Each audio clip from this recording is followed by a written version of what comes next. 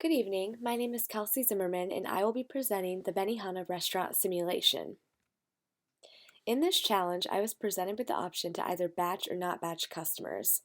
Ultimately, I found the best results were achieved when customers were batched. Profits are directly dependent on the number of customers served, which is also dependent on restaurant capacity. Batching improves the overall flow of the restaurant through reduced wait times and reducing the number of customers lost. The end result is increased efficiency, thus increased profits. As you can see here, nightly profit with batching was $83.64, where when no batching was used, the restaurant incurred a loss of $282.29. A little over 5 times the number of customers were lost without batching, which means average utilization will be lower because you were unable to serve as many customers. This is also evident that less dinners were served without batching. Ultimately, by using batching, customer throughput increased because waitresses and waiters were able to serve more customers. In Challenge 2, I was tasked with designing the bar. Excuse me. Without the use of batching, nightly profit is negative. However, with batching a certain proportion of bar seats and restaurant tables, profits were recognized. The bar acts as a buffer for customer demand, which reduces the number of customers lost. I decided to choose the option that had 79 bar seats and 11 tables.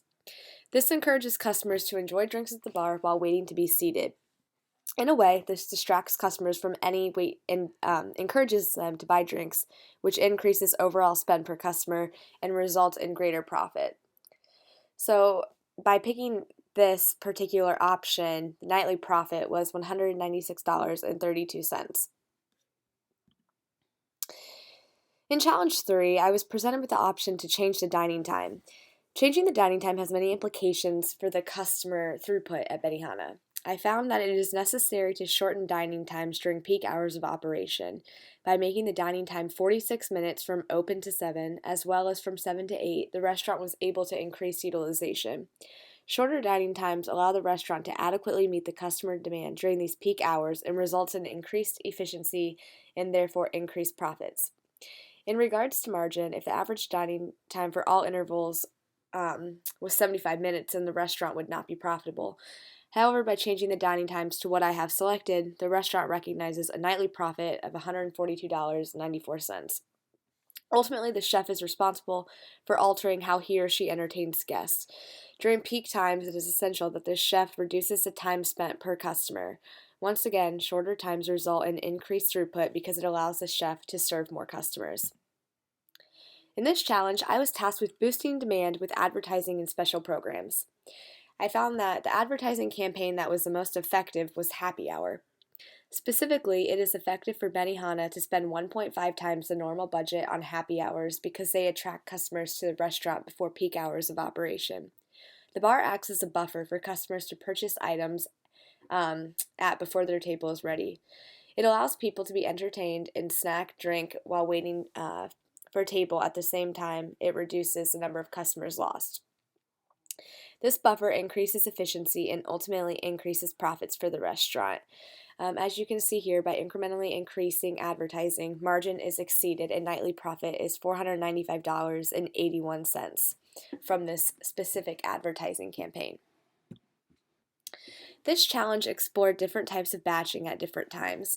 Ultimately, the length of a meal time dictates the amount of people that can be sat per night. Quicker meals, especially during peak hours of operation, result in increased customer throughput, which means higher nightly profits. Ideally, batching should match customer demand, and there are different scenarios for batching based on times of increased or decreased customer demand. In this challenge, I found that it was best to do 8 table batches. During pre-peak and peak times, batching should be at tables of 8. This allows smaller parties to be directed to one table instead of each small party occupying their own table.